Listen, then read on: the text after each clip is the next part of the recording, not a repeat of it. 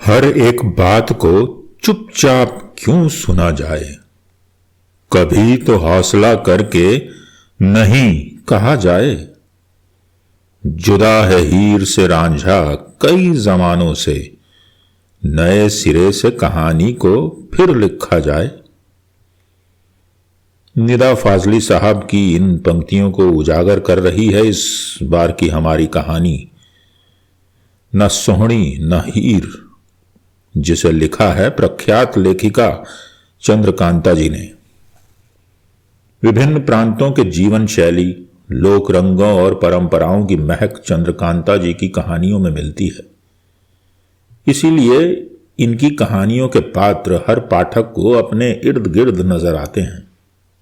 तो आइए सुनते हैं जीत प्रयास में इस बार की कहानी। हादसे और अप्रत्याशित घटनाएं कैसे बिना दस्तक सूचना दिए सामने प्रकट होकर पैरों तले की जमीन खींच लेते हैं, इसका जी धंसाऊ अनुभव पहली बार विमला रैणा को तब हुआ जब उर्वशी गृह त्याग करते समय उनके नाम एक चिट्ठी छोड़ गई।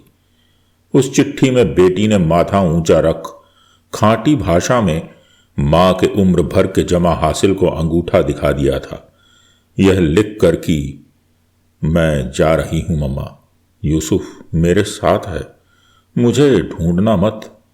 जाना जरूरी था क्योंकि मैं जान गई थी कि आप चाहकर भी यूसुफ को अपना नहीं पाएंगी। आपने प्यार को जख्म बनाकर पोसना ही सीखा है मां, पर मैं बलि का बकरा नहीं बनना चाहती। दुख तो कई है मां, आप दोनों ने मुझे वक्त के साथ चलने के काबिल बनाया, अपने फैसले ले सकने की कुव्वत दी, पर भूल गए कि मेरे फैसले आपकी सोच से अलग भी हो सकते हैं। मां, मैं सोहनी, लैला या हीर नहीं कि मर मिटकर शहीद हो जाऊं। आपकी बेटी उर्वशी हूं, जिसे जीना ज्यादा बड़ी चुनौती लगता है। भास्कर पत्र देखकर फुंकार उठा था। 7 पीढ़ियों और 17 जन्मों में भी ऐसी शर्मनाक घटना रैणा खानदान में नहीं हुई थी, और अब यह सब भास्कर रैणा के साथ होना था, जिसने अपने अधूरे सपने बच्चों में पूरे करने चाहे। एक विधर्मी के पीछे लट्टू होकर बेटी ने पिता को मुंह दिखाने के काबिल न रखा। डैम। सो दिनों नहीं महीनों भर घर में दबा दबा महाभारत मचा रहा। एक दूसरे को जिम्मेदार ठहराते पति पत्नी इस महाकांड को लेकर आमने सामने युद्धरत तने रहे और वर्ष भर बिना किसी नतीजे पर पहुंच लस्त पस्त होकर बेटी का तर्पण कर बैठे। अब और हो भी क्या सकता था। संभ्रांत परिजनों, मित्रों, मोहल्लेदारों की सवालिया नजरों के उत्तर पहले तो सखी सहेली के पास या दूर की मद्रास कलकत्ता में रहती चाची ताई के पास गई है कहकर दिया, बाद में चुप रहे। दरअसल बाद में लोगों ने भी पूछताछ करना छोड़ जमाने को ही कोसना चालू कर दिया। सभी आल अयाल वाले थे, शीशे के घरों में रहने वाले। फिर टीवी वीडियो का जमाना, MTV, GTV और आए दिन हाय सेक्सी, हेलो सेक्सी, चोली के पीछे क्या है नुमा गीतों का चलन। जो न हो उसी का आश्चर्य। वैसे भी लोगों ने अब आश्चर्य करना छोड़ ही दिया है, लेकिन बेटी का तर्पण करने के बाद भी ना भास्कर बेटी को भुला पाया ना विमला। भास्कर को लगता दफ्तर में नहीं, गली मोहल्ले सड़क से गुजरते बराबर उस पर थुक्का फजीहत हो रही है। इस सब की जिम्मेदार उर्वशी की मां है, जिसके खून में ही गलत काम, गलत संस्कारों के जीन्स भरे पड़े हैं। विमला पता नहीं क्या सोचती थी। हां, थाली में भात परोसते उसका हाथ रुक जाता। उर्वशी के वार्डरूम में हैंगरों पर लटके बुटीकों में डिजाइन किए सलवार कमीज, चौड़े पौंचे के गरारा नुमा पाजामे और आकाश को ढकने वाली चौड़ी ओढ़नियां देखकर वह उन्हें उलट पुलट कर महसूस थी, छू छू कर सोचती, उर्वशी ने कितने चाव से बनाए थे, इन्हें भी छोड़ गई। खुद उसने जो उर्वशी के पसंदीदा जामदानी, तनशोई और कांथा वर्क आदि साड़ियां लाई थी, वे भी अलग बक्सों में भरी पड़ी हैं। फिर मां बाप का लाड़, वह भी तो। बेटा प्रवण छुट्टियों में महीने भर के लिए हॉस्टल से घर आया तो विमला ने चुन चुन कर बच्चों के मनपसंद पकवान बनाए, मेथी पनीर का साग और सीख कबाब खासकर। प्रणव ने पनीर चक्कर एक तरफ रख दिया तो विमला के मुंह से बेतहाशा निकल पड़ा, अरे तूने ये मेथी पनीर नहीं खाई? तेरी दीदी कितने शौक से बनवाती थी। भास्कर को जैसे तत्ता चिमटा छू गया। उसने पत्नी को खा जाने वाली नजरों से घूरते हुए उसके मायके वालों की 7 पुश्तों को बेदर्दी से नोच काट कर चिंदी चिंदी कर डाला। जवान बेटा पहले तो हैरानी से पिता पर अचानक पड़े दौरे और मां के जर्द पड़ते चेहरे को देखता रहा। बाद में पापा प्लीज स्टॉप इट कहकर प्लेट में खाना छोड़कर कमरे से बाहर हो गया। उसके कानों में पिता के चंद बोल नगाड़े की तरह बजते रहे, जैसी तुम वैसी तेरी बेटी, नाम मत लो उसका मेरे सामने। तेरे पिता पर तरस खाकर मैं तुमसे शादी न करता तो तुम भी उस 2 टके के यार के साथ मुंह काला कर गई होती। उस दिन दूसरी बार हादसा घटा था विमला के साथ, जब वह जवान बेटे के सामने बिना वजह जलील कर दी गई थी। बेटी का नाम लेना अपराध हो गया, लेकिन उस दिन विमला ने पति के आरोपों का जवाब नहीं दिया। दीवारों से सिर फोड़ना उसने इधर छोड़ दिया था।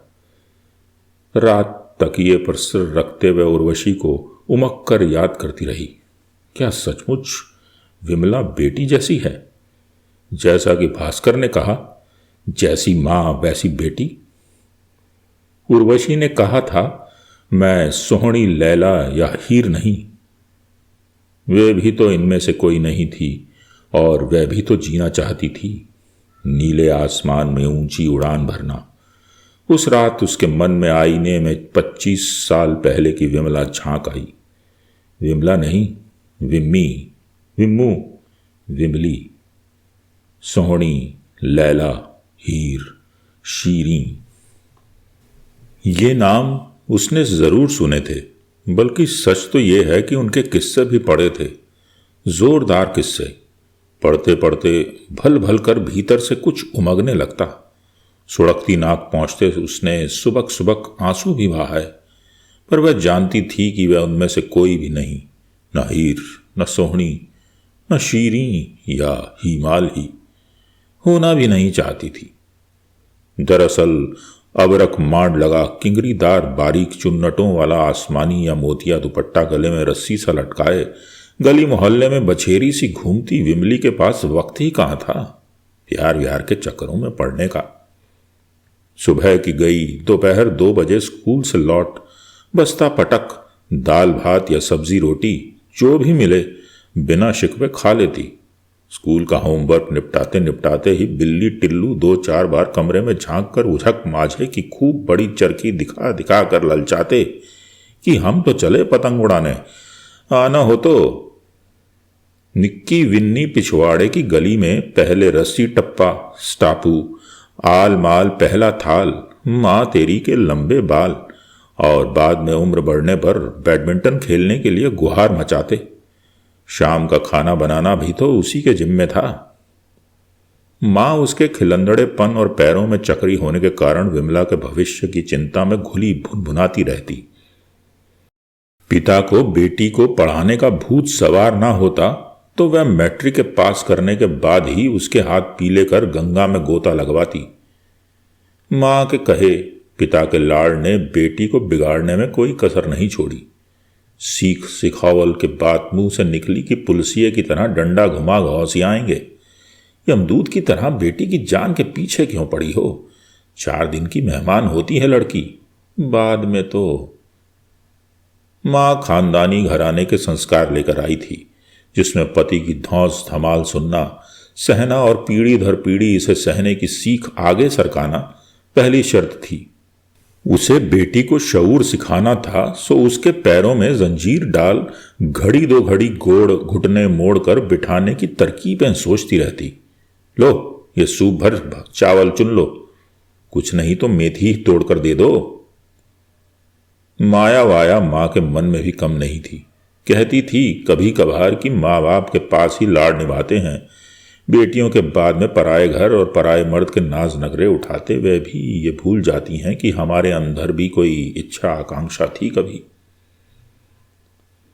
मां लड़कियों से हेल मेल रखने से कभी नहीं टोकती, पर ताड़ की झाड़ लड़कियां छज्जों पर चढ़कर पतंग उड़ाती फिरें, ये वह सह नहीं पाती।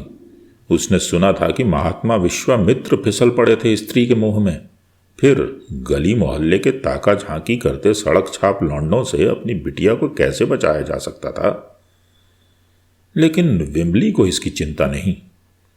एक बार उसकी पक्की सहेली निक्की ने उसकी आंखों में आंखें डाल राज भरा सवाल पूछा, तुझे कोई लड़का अच्छा लगता है?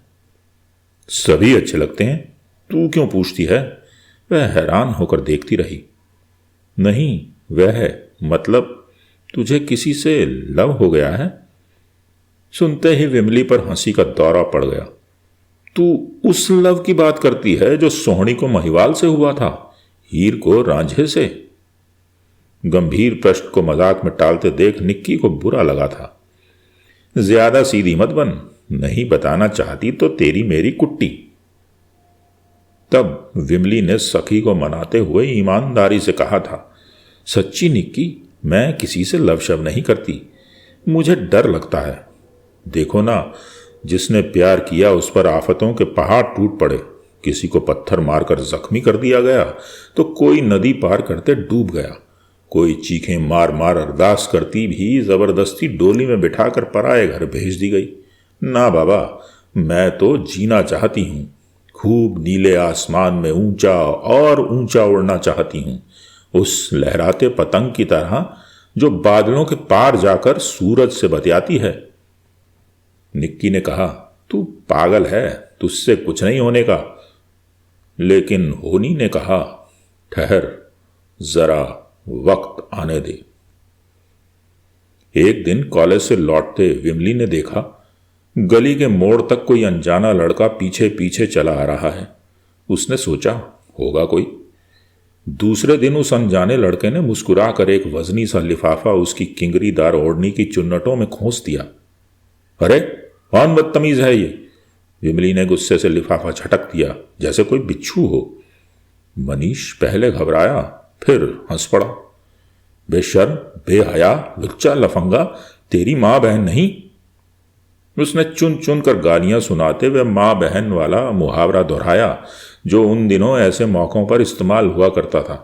खासा असरदार। लेकिन लड़के पर कोई असर नहीं हुआ। ले लो ना प्लीज, उसने याचना भरी नजरों से देखा। क्यों?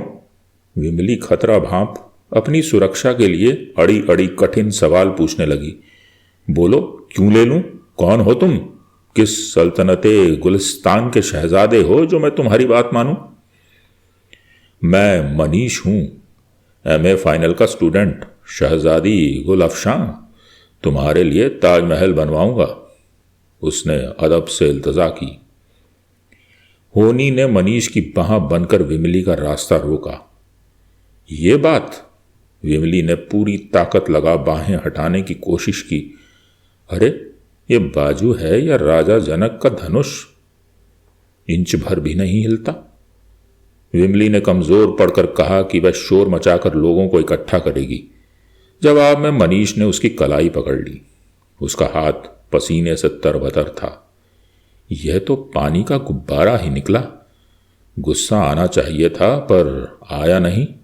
शरीर सुन्न सा हो गया। दिल के आसपास कबूतर पंख फड़फड़ाते रहे। विमली बिना वजह बेबस हो गई। अपनी बेबसी वह निक्की के अलावा किसे बताती? निक्की ने कहा, तुझे प्यार हो ही गया, वही मुर्गे की एक टांग। प्यार उस मुष्टंडे से? जिन्न जैसा लगता है। अलादीन का? चलो अच्छा हुआ, तेरी सभी फरमाइशें पूरी कर देगा। मनीष जो भी था इश्क में गिरफ्तार था। चिट्ठियों पर चिट्ठियां लिखता रहा। बहलाती फुसलाती हाले दिन बयान करती बेशुमार चिट्ठियां। जिन्न भी ऐसी हरकतें करता तो सारी जिंदगी फुस हो जाती। बंदे को कोई काम धाम नहीं? विमली पहले हंसती रही, बाद में इंतजार करने लगी। खिड़की दरवाजों से झांक उचक गली में आते जातों के चेहरे देखती रहती। दिमाग में घंटी बजी, कहीं तू सोहनी हीर वाली लाइन में तो खड़ी नहीं हो रही? अरे नहीं, मुझे क्या कोई काम धाम नहीं जो बेकारों के शगल में पालूं? उसके नाक पर से मक्खी की तरह ख्याल झटक दिया। बाहर बसंत आया, हवा में मदहोश करती गंध समाई। फिर गर्मी, जिसका काम यूं भी तन मन को झुलसाना होता है। उसके बाद आई झर झर झरती बरखा। वर्षा की फुहारों से भरे मेघ के मतवाले हाथी पर चढ़ी हुई, चमकती विद्युत पताकाओं को फहराती हुई, मेघ गर्जना के नगाड़े बजाती हुई। अरे रे, ये तो कालिदास के ऋतु संहार की वर्षा है, इसका विमला से क्या लेना देना। लेकिन नीले आसमान पर मेघ छा गए और विमली की पतंग बादलों में खो गई। वह घुमड़ते बादल देख रुआंसी हो गई। क्या कालिदास का यक्ष भी मेघ देखकर ऐसे ही उदास हो गया था? खिड़की के नीचे बारिश में मनीष भीग रहा था। भीगा कौवा, भीगे कपड़ों में खड़ा खेत का बिजू का जैसा। विमली कब तक खिड़की की संघों झिर्रियों से देखती? जब तक झलक भर दिखाकर बाई बाई न करे वह टलेगा थोड़ी। हठी बिस्मार्क, उसने मनीष को नया नाम दिया। क्या कुछ हुआ होता रहा, जाने अनजाने की खिलंदड़ी विमली संजीदा होती गई। निक्की से पूछा, क्या करूं, समझ में नहीं आता। क्या सोहनी की तरह मुझे भी उफनता दरिया पार करना पड़ेगा? निक्की ने अपने मां से कहा। मां ने तसल्ली दी कि वह सिफारिश करेगी। मौसी ने विमली की मां से जब कहा कि लड़का अच्छा है, एमए कर रहा है, विमली को भी पसंद है, तो विमली की मां ने अपना माथा पीट लिया। मैं जानती थी लड़की कोई गुल खिलाकर ही रहेगी। बाबा सोच में पड़ गया। लड़का कौन? पूछताछ कराई। लो, मिला भी बेटी को तो कौन, न हसब नसब, न खानदान पानदान, न घर न घाट। नौकरी हौकरी ही ढंग की होती तो भी सोच लेते। एमए कर रहा है।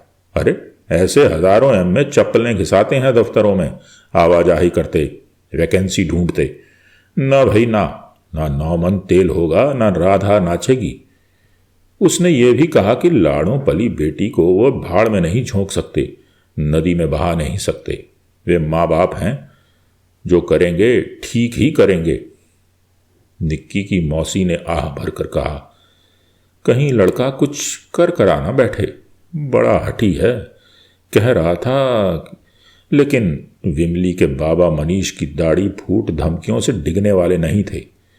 विमली ने मां को पिघलाने की व्यर्थ कोशिशें की। हम रुक सकते हैं मां, 1 आध साल में उसे कोई ना कोई काम मिल जाएगा, ना मिले तो जो मर्जी हो कर लेना, घर से ही नहीं देश से बाहर कर देना, मैं मुंह नहीं खोलूंगी। बेटी की जबान दराजी पर मां गश खाकर गिर पड़ी। बाबा से कहा, थोड़ा सखियां लाकर दे दे कि चैन से आंखें मूंद लूं, फिर जो भी होना हो ले। वह तो नहीं देख पाएगी। तब भी घर में महाभारत मचते मचते रह गया था। अर्जुन के धर्म संकट में पड़ी विमली को किसी कृष्ण ने प्रहार की सलाह नहीं दी। अपनों के बीच अपनों के विरुद्ध होकर भी विमली युद्ध नहीं लड़ सकी और बिना लड़े ही हथियार डाल दिए। घर वालों ने सोचा इश्क का भूत उतर गया, रास्ते पर आ गई लड़की। होता है ऐसा ही अक्सर। मां ने बनारसी, जरदोई, टिशू तारबान की लिशकारे मारती साड़ियां और चंदनहार, कर्णफूल, मगरमुहा कंगन इत्यादि वस्त्राभूषणों में सजाकर बेटी को पब्लिक वर्क्स डिपार्टमेंट के इंजीनियर भास्कर रैणा के पल्लू से बांध दिया। विमली वरमाला फेरे डाल सुहागन बनी विदा हो गई। सखियों से गले मिल रोई तो जाने क्यों उसे हीर की चीखें याद आ गईं। डोली चढ़दियां मारियां हीर चीकां, मैनू लै चल बावला लै चल वे, मैनू रख ले बावला हीर आखे, डोली छड़ कहारनी लै चल वे। लेकिन विमली डोली में नहीं, इंपोर्टेड कार में ससुराल चली गई। बिस्मार्क कहाँ गया? बाद में सुना विमली के पिता ने मनीष की मां के पांव पकड़कर लाज रखने का वचन लिया था और मनीष की मां ने जान दूंगी कहकर बेटे को कमरे में बंद कर दिया था। दरअसल उन दिनों कुछ हारे हुए प्रेमी प्रेमिकाओं को पराई होते देख ऐन लगन के वक्त दूल्हा बनकर 4-6 दोस्तों की बारात लेकर लड़की के घर धमक आते थे। दो दो दूल्हे मैदान में आमने सामने होते, ऐसे में क्या तो फजीहत हो जाती पूरे कुनबे की, कहने की बात नहीं। लेकिन विमली बाइज्जत ससुराल पहुंची और आम लड़कियों की तरह ससुराल की हो गई।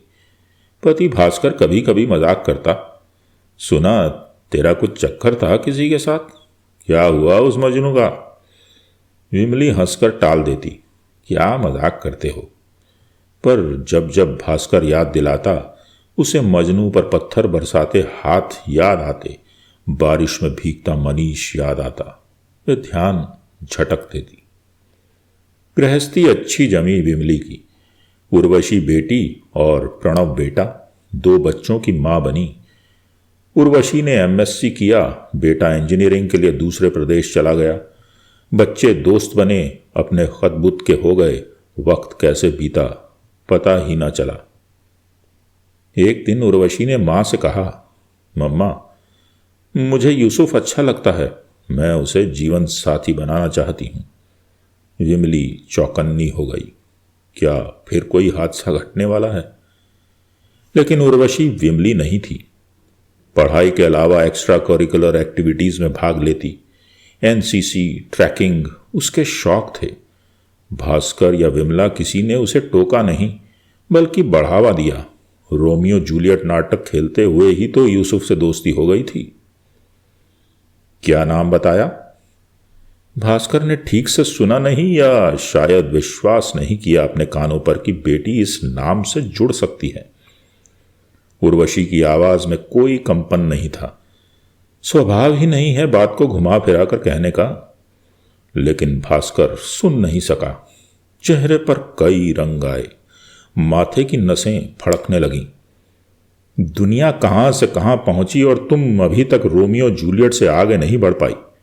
शेम।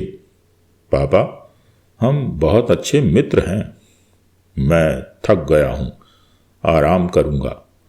भास्कर अधबीच ही उठकर चले गए। विमला चुपचाप मेज पर से डोंगे समेटने लगी।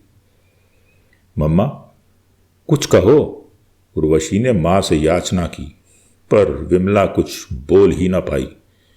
विकास का चक्र उल्टा घूम गया। कई दिन घर में अबोला रहा। विमला ने पति को समझाना चाहा, लड़की सयानी है, तुम जिद मत करो, अब वक्त बदल गया है। नहीं, भास्कर रैणा ने साफ इनकार किया। वह अपनी नाक कटने नहीं देंगे। अमीर गरीब वे नहीं मानते, खानदान वानदान भी नहीं, पर यहां धर्म की बात है, इसका मतलब समझती हो? कोई न कोई वजह पैदा कर ही देते हैं सनातन संस्कारों और थोथे अहंकारों के तने बुजुर्ग, और इसे होनी कहते हैं। भास्कर रैणा का सिर आकाश में तना रहता है। बच्चों के लिए उन्होंने क्या क्या सपने नहीं देखे। No no, forget it. दोस्ती ठीक है, पर शादी वादी नहीं। शादी में सिर्फ 2 जने नहीं, दोनों तरफ के परिवार नातेदार जुड़ते हैं, कैसे हो पाएगा? उर्वशी ने बहस नहीं की, तर्क वितर्क भी नहीं। सोच की खिड़की बंद हो तो संवाद कैसे हो पाएगा? उसे चुनाव करना था, उसने किया। जीना साथ रहना उसे है, अपनी शर्तों पर जिएगी। और भास्कर ने कहा, जैसी मां वैसी बेटी। रात की स्याह खामोशी में करवटें बदलती विमला को पहली बार लगा कि भास्कर ने ठीक कहा है। बहुत कुछ ना होकर कुछ तो है उर्वशी में, कुछ वो तो है जो विमली मन ही मन होना चाहती थी। मां के सखियां खाने के डर से चुपचाप मंडप में बैठने वाली विमली, मन की तहों में रोती हुई हीर बसाए विमली ने जिंदगी ढोई है, जी नहीं, लेकिन उसने अपने भीतर की कमजोर लड़की को पिछले 25 सालों से बराबर लताड़ा है। उठते बैठते भास्कर के मनीष से जुड़े प्रहारों ने उसे बार बार मनीष की ओर लौटाया है। बार बार मरते हुए भी उसने जीना चाहा है। उर्वशी भी जीना चाहती है, लेकिन वह कमजोर नहीं है। वह उस विमली की बेटी है जो अहंकार को संस्कार समझने के जुर्म में यातना गृह में 25 वर्ष बिताकर मुक्त हो गई है। इस मुक्ति से एहसास के साथ विमली ने अपने माँ बाबा और भास्कर को ही नहीं, दुनिया भर की तमाम सोहनियों और हीरों को भी माफ कर दिया।